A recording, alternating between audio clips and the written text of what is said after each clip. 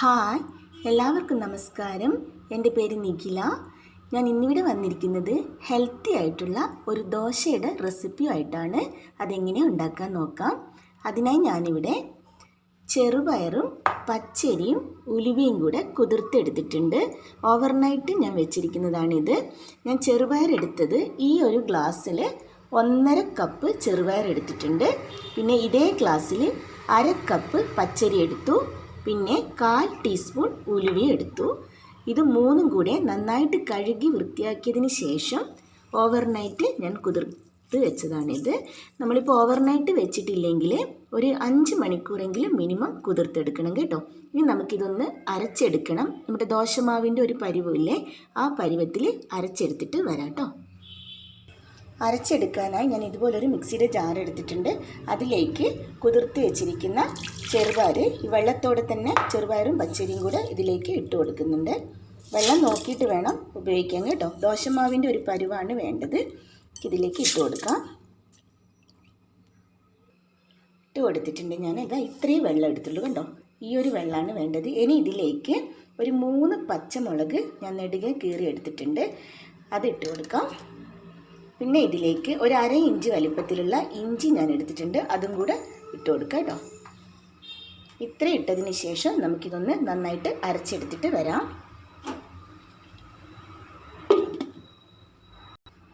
കുറച്ച് കറിവേപ്പിലയും കൂടെ ഞാനിതിലേക്ക് ചേർത്ത് കൊടുക്കുന്നുണ്ട് കേട്ടോ.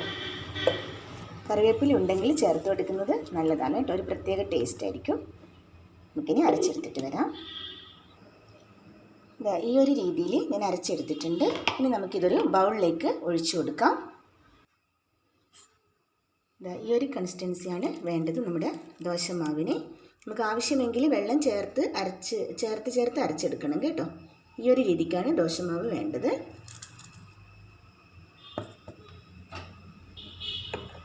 ഇനി നമുക്ക് ഇതിലേക്ക് ആവശ്യത്തിനുള്ള ഉപ്പ് ചേർത്ത് കൊടുക്കണം. ഞാൻ ഇതിലേക്ക് 1 ടീസ്പൂൺ ഉപ്പ് ചേർക്കുന്നുണ്ട് കേട്ടോ. 1 ടീസ്പൂൺ ഉപ്പ് ചേർത്ത് കൊടുക്കാം. നന്നായിട്ട് ഇളക്കി കൊടുക്കാം. നമ്മുടെ ദോശമാവ് ഇവിടെ റെഡി ആയിട്ടുണ്ട്. നമുക്കിത് പുളിക്കാൻ വെക്കണമെങ്കിൽ ഒരു 4 മണിക്കൂറൊക്കെ ഒന്ന് പുളിക്കാൻ വേണ്ടിയിട്ട് വെച്ചിട്ട് ചുട്ടെടുക്കുക. അതും ടേസ്റ്റാണ്. ഞാനിപ്പോൾ പുളിക്കാനൊന്നും വെക്കുന്നില്ല, ഇപ്പോൾ തന്നെ ചുട്ടെടുക്കുന്നതാണ്. അപ്പോഴും നല്ല ടേസ്റ്റാണ് കേട്ടോ. നമ്മുടെ ദോശമാവ് ഈ ഒരു രീതിക്കാണ് വേണ്ടത്. നമ്മുടെ ഹെൽത്തി ആയിട്ടുള്ള ഒരു ദോശയുടെ ഒരു റെസിപ്പിയാണ് കേട്ടോ ഇത്. നമുക്കിതിനി ചുട്ടെടുക്കാം. അതിനായി ഇതുപോലൊരു പാൻ ഞാൻ അടുപ്പത്ത് വെച്ചിട്ടുണ്ട്. പാൻ നന്നായി ചൂടായി വരുമ്പോൾ നമുക്ക് ദോശമാവ് ഇതിലേക്ക് ഒഴിച്ചു കൊടുക്കാം.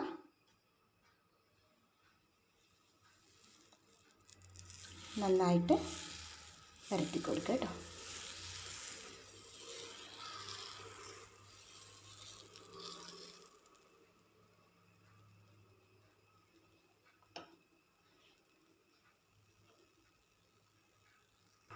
ഇനി ഇതിൻ്റെ മുകളിലായിട്ട് അല്പം ബട്ടർ ഞാൻ ഒഴിച്ചു കൊടുക്കുന്നുണ്ട് കേട്ടോ. നെയ്യായാലും മതി കേട്ടോ. പശുവിൻ നെയ്യ് ഒഴിച്ചു കൊടുക്കാം.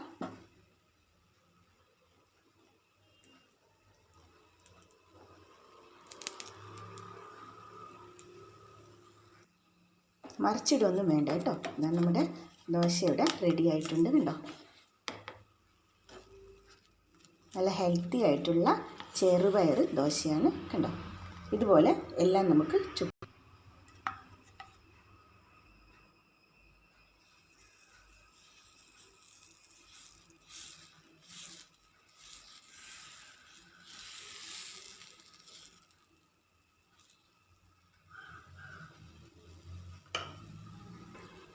അല്പം നെയ്യ് ഒഴിച്ചു കൊടുക്കാം.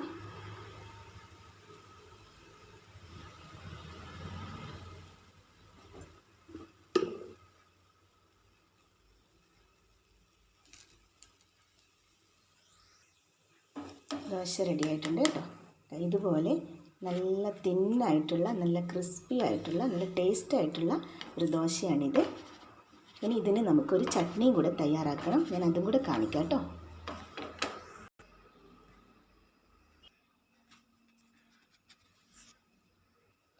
ചട്നി തയ്യാറാക്കാനായിട്ട് ഞാൻ ഇതുപോലൊരു ജാർ എടുത്തിട്ടുണ്ട്. അതിൽ 1 കപ്പ് തേങ്ങ ചിരകിയത് ഞാൻ എടുത്തിട്ടുണ്ട്. അത് ഇതിലേക്ക് ഇട്ട് കൊടുക്കാം. പിന്നെ ഇതിലേക്ക് ഒരു 3 ചെറിയുള്ളി ഞാൻ ഇട്ട് കൊടുക്കുന്നുണ്ട്. ഒന്ന് ചെറുതായിട്ടൊന്ന് കട്ട് ചെയ്തിട്ട് ഇട്ട് കൊടുത്താൽ പെട്ടെന്ന് നമുക്ക് അരച്ചെടുക്കാം. അതുപോലെ 3 വെളുത്തുള്ളി ഇട്ട് കൊടുക്കുന്നുണ്ട്. അല്പം ചെറുതായതുകൊണ്ടാണ് 3 എടുത്തിരിക്കുന്നത്. വലുതാണെങ്കിൽ ഒരു 2 മതിയാവും. പിന്നെ ഇതിലേക്ക് ഞാനൊരു 3 പച്ചമുളക് നെടുകെ കീറിയത് ഇട്ട് കൊടുക്കുന്നുണ്ട്. പിന്നെ ഇതിലേക്ക് ഒരു 1/2 ഇഞ്ച് വലിപ്പത്തിലുള്ള ഇഞ്ചി ഞാൻ ഇട്ട് കൊടുക്കുന്നുണ്ട്, കഷ്ണങ്ങളാക്കിയിട്ട്. പിന്നെ കുറച്ച് മല്ലിയില ഇട്ട് കൊടുക്കുന്നുണ്ട്. മല്ലിയില കുറച്ചധികം ആയാലും ഒരു പിടി എന്തായാലും ഉണ്ടായാൽ നല്ല ടേസ്റ്റ് ആയിരിക്കും. എൻ്റെ അടുത്ത് ഇത്രേ ഉണ്ടായിരുന്നുള്ളൂ, അതുകൊണ്ട് ഞാൻ ഇത്ര ചേർത്ത് കൊടുക്കുന്നുള്ളൂ. പിന്നെ കുറച്ച് കറിവേപ്പിലയും കൂടെ ചേർത്ത് കൊടുക്കുന്നുണ്ട് കേട്ടോ. ഒരു 1/4 ടീസ്പൂൺ ഉപ്പും കൂടെ ചേർത്ത് കൊടുക്കാം. അല്പം മാത്രം വെള്ളം ചേർത്ത് കൊടുക്കാം. ഇത്രയും ചേർത്തിട്ട് നമുക്കിതൊന്ന് നന്നായിട്ടൊന്ന് അരച്ചെടുത്തിട്ട് വരാം. ഇതുപോലെ ഞാൻ അരച്ചെടുത്തിട്ടുണ്ട് ചട്നി. ഇനി നമുക്കിതൊരു ബൗളിലേക്ക് മാറ്റി കൊടുക്കാം. നമുക്ക് കടുകൊക്കെ താളിച്ച് ഒഴിച്ച് കൊടുക്കേണ്ടതുണ്ട് കേട്ടോ. നല്ല ടേസ്റ്റി ആയിട്ടുള്ളൊരു തേങ്ങാ ചട്നിയാണ് കേട്ടോ ഇത് മൊത്തമായിട്ടൊന്ന് ഒഴിച്ചു കൊടുക്കാം. ഞാൻ എല്ലാം കൂടെ ഈ ബൗളിൽ ഒഴിച്ചു കൊടുത്തിട്ടുണ്ട്. ഇനി നമുക്കിതൊന്ന് കടുകൊക്കെ താളിച്ച് ഒഴിച്ചു കൊടുക്കാം കേട്ടോ. കടുക് താളിക്കാനായിട്ട് ഇതുപോലൊരു പാൻ ഞാൻ അടുപ്പത്ത് വെച്ചിട്ടുണ്ട്. പാൻ ചൂടായി വരുമ്പോൾ 2 ടേബിൾ സ്പൂൺ വെളിച്ചെണ്ണ ഒഴിച്ചു കൊടുക്കുന്നുണ്ട്. വെളിച്ചെണ്ണ തന്നെ വേണം കേട്ടോ. വെളിച്ചെണ്ണ ചൂടായി വരുമ്പോൾ 1 ടീസ്പൂൺ കടുക് ഇട്ട് കൊടുക്കാം.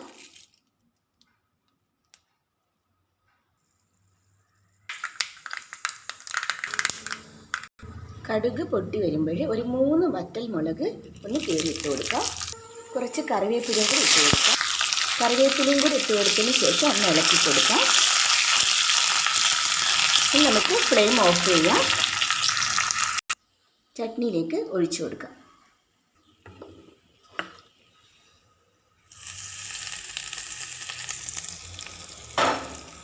നല്ല ടേസ്റ്റി ആയിട്ടുള്ള തേങ്ങാ ചട്നി ഇവിടെ റെഡി ആയിട്ടുണ്ട് കേട്ടോ.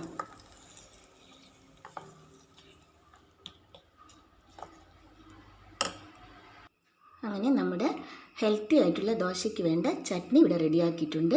ഇനി നമുക്ക് സെർവ് ചെയ്യാവുന്നതേ ഉള്ളൂ. ഇതുപോലെ നല്ല ടേസ്റ്റി ആയിട്ടുള്ള ഹെൽത്തി ആയിട്ടുള്ള ദോശയാണിത്, ചെറുപയറിൻ്റെത്. നമുക്ക് ബ്രേക്ക്ഫാസ്റ്റ് ആയിട്ടും ഈവനിങ്ങിൽ സ്നാക്സ് ആയിട്ടും ഒക്കെ കഴിക്കാം. കുട്ടികൾക്കും കൊടുക്കാവുന്ന വളരെ നല്ലതാണ് കേട്ടോ. ഈ റെസിപ്പി എല്ലാവരും ട്രൈ ചെയ്ത് നോക്കണേ. കണ്ടോ, ഈ ഒരു കളറിലൊക്കെയാണ് കിട്ടുക. നല്ല തിന്നായിട്ടുള്ള ദോശയാണ് കേട്ടോ. ഇതിൻ്റെ കൂടെ ഇങ്ങനെ ഒരു തേങ്ങാ ചട്നിയും കൂടെ ഉണ്ടെങ്കിൽ സൂപ്പർ ടേസ്റ്റ് ആയിരിക്കും കേട്ടോ. എല്ലാവരും ഈ റെസിപ്പി ഒന്ന് ട്രൈ ചെയ്ത് നോക്കണേ. Thanks for watching.